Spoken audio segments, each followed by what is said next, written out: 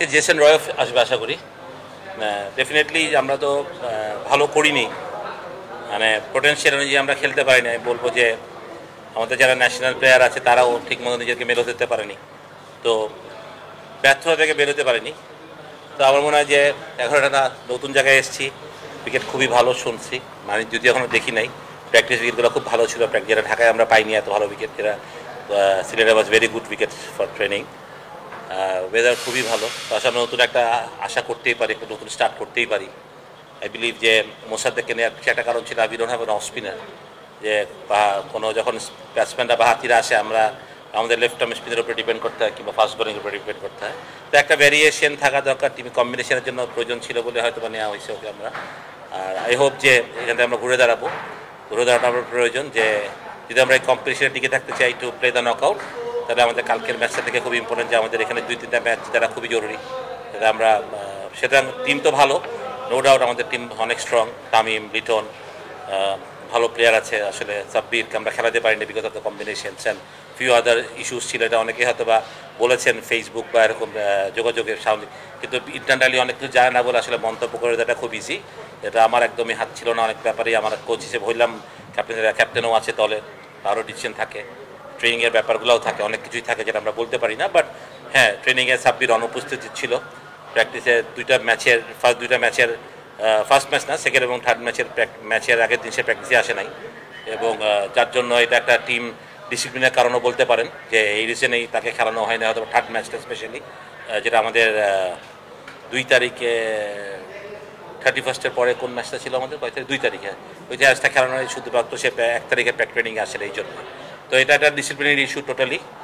এছাড়া সাব্বির অবশ্যই ভালো প্লেয়ার। আই বিলিভ যে আমরা আশা করি যে কালকের ম্যাচ থেকে আমরা ওকে খেলাতে পারবো, এবং হি প্লে হিজ বেস্ট। ওর এক্সপিরিয়েন্স প্লেয়ার আমাদের দরকার একটা মাঝখানে, যেটা আমাদের সবচেয়ে ভোগাচ্ছে আমাদের মিডল অর্ডার ব্যাটিংয়ে।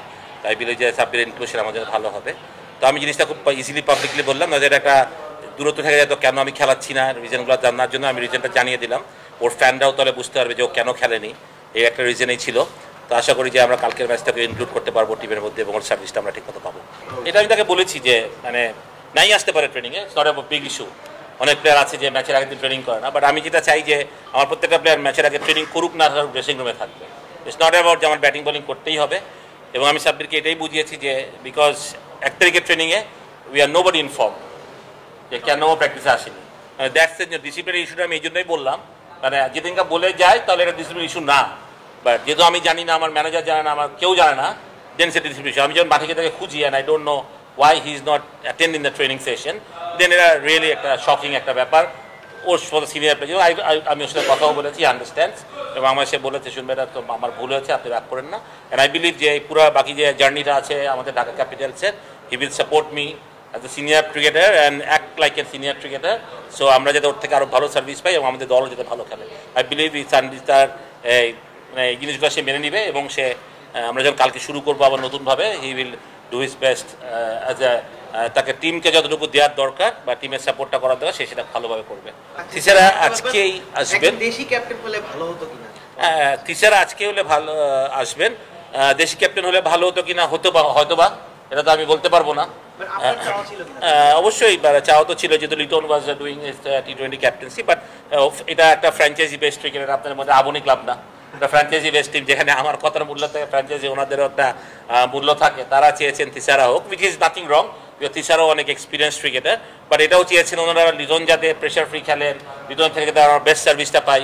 এটা একটা আমি শুনেছি টিমের ভিতরে কথাটা যেটা হচ্ছে এটাই।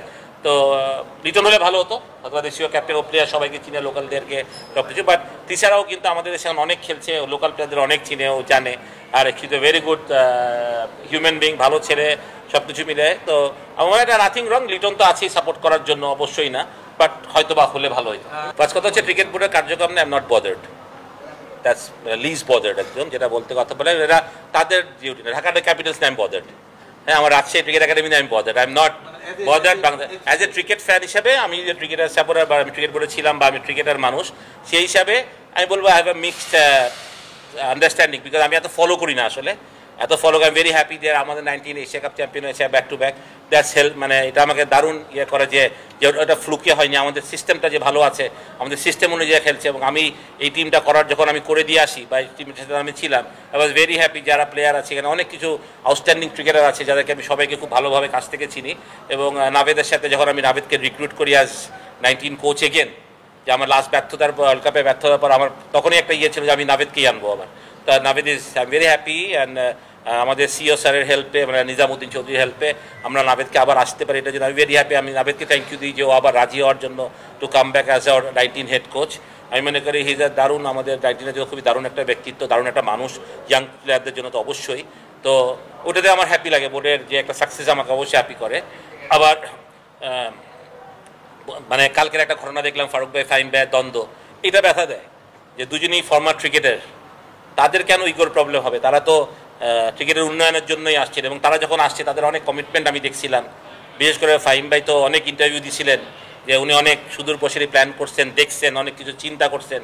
তো সেগুলো তো আমি এখন দেখতেছি, সেটা আমি দেখতেছি একটা লোভ লালসার মতন হয়ে যাচ্ছেন যে আমি অপারেশন না পাইলে আমি কাজ করবো না, আমি পদত্যাগ করবো, এটা লোভ লালসা। জাস্ট আমার মনে হয় এই লোভ লালসা কেন ওনাদের মধ্যে আছে যে আমার ক্রিকেট অপারেশন নিতে হবে কেন? আমি যদি অন্য কমিটির চেয়ারম্যান হবে আমি ওখানে সার্ভ করতে পারবো না কেন? If I am a person to serve here, তা আমার কেন থাকতে হবে যে না আমি ব্যথা পাবো কেন? উনি কি ক্রিকেট অপারেশনের মাস্টার? উনি কি ক্রিকেট, এখানে তো আকরাম ভাই মাস্টার ওনার আগে, তো আকরাম ভাই চাইতে পারে, বিকজ আকরাম ভাই ওয়াজ বাংলাদেশের ফর্মার ক্যাপ্টেন, সাকসেসফুল ক্যাপ্টেন এবং অপারেশনের চেয়ারম্যান ছিলেন। তো উনি কেন বলতেছেন যে উনি এটা না হইলে হবেই না? এটা থেকে ইগোর ব্যাপার হয়ে যাচ্ছে। দুই মানে ফারুক ভাই এবং শাহিম ভাই আমার মনে ইগোর প্রবলেম, যেটা আমাদেরকে সত্যি কথা বলতেছি যে আসলে এটা কি হচ্ছে আই ডোন্ট নো। আর এতগুলো অল্প ডাইরেক্টর দিয়ে ফারুক ভাই জন্য হয়তো বোর্ড চালানো কষ্টই হচ্ছে, সেটা কেন ফারুক ভাই নতুন ডাইরেক্টরদেরকে নিচ্ছেন না, বা যাদের কোনো নিতে চান নিয়ে নিলেই পারেন।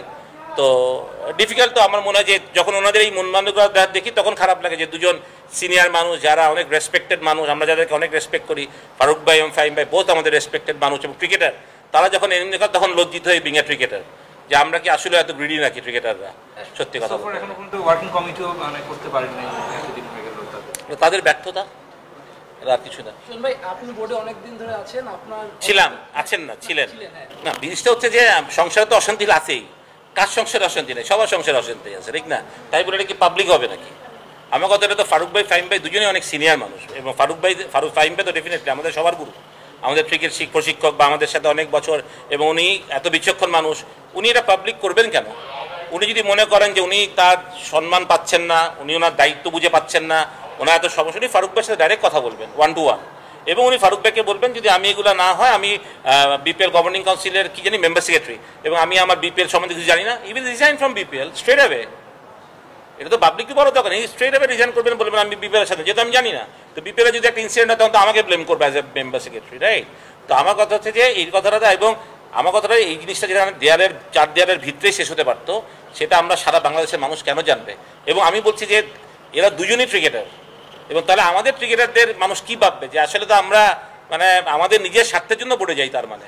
তো এই কথাটা ভাবারও তো খুবই স্বাভাবিক হয়ে যাচ্ছে। আমাদের সব ক্রিকেটারের জন্য তো এটা খুবই লজ্জাজনক একটা ব্যাপার আমি মনে করি। দুজন সিনিয়র মানুষ যেটা করলেন, আমাদের দেশে যত ক্রিকেটার আছে, আমরা যারা ন্যাশনাল টিম খেলি বা ন্যাশনাল টিমের বাইরে যত ক্রিকেটার, তাদের সবার জন্য খুব লজ্জাজনক যে তাদের এই যে ইগো প্রবলেম বা তাদের এই যে কারাকারির প্রবলেম চলতেছে, যে কে প্রেসিডেন্ট হবেন বা কে অপারেশনের চেয়ারম্যান হবেন বা কে ডেভেলপমেন্টের চেয়ারম্যান হবেন, ইটস ভেরি ফানি অ্যান্ড লজ্জাজনক আমাদের ক্রিকেটের জন্য। মানে আমি নিজেই খুব প্রেশারে থাকি লিটন যখন রান্না করে, মানে one of my best player, Bangladesh ক্রিকেটের ফেভারিট প্লেয়ার আমার।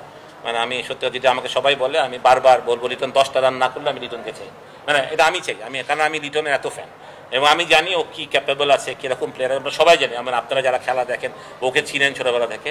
মানে মানুষের মানে ব্যাট প্যাচ, আমি বলবো লিটনের ব্যাট প্যাচ যাচ্ছে, আমি সবসময় বলি 1 ইনিংস যাবে, একটা ইনিংস যাবে। ভালো শুরু করেছিল বিপিএল, একটা 30 দল, যদিও টি20 পিচের হয়তো খুব বড় ইনিংস না, মানে স্ট্রাইক রেটের দিকে চিন্তা, তারপরও ওর যখন ব্যাটিং দেখি 30 রানটা দেখতেও খুব ভালো লাগে। বাট আমি বলেছিলাম যাক 30 রান হয়েছে, ইনশাল্লাহ he will come back strongly. তারপর আবার 2টা ম্যাচে ফেল করলে, ও জানে যে বিশেষ করে লাস্ট ম্যাচে যখন ও স্পিনে মারতে গিয়ে আউট হলো, মানে কতটা বাজে বলে আউট হয়েছে এটা মানে ও জানে, এটা আমার বলার দরকার নেই। তাই বিলিভ যে Liton was training was very serious today. আমি বলি যে ট্রেনিং সিরিয়াস হলে হবে না, এটা মানসিক একটা ব্যাপার থাকে।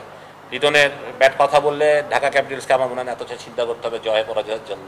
তাই বিলিভ যে Liton will come back to his form very soon, মানে কালকেই। দেন আমাদের সবার জন্য জিনিসগুলো অনেক ইজি হয়ে যাবে টিমের জন্য আসলে।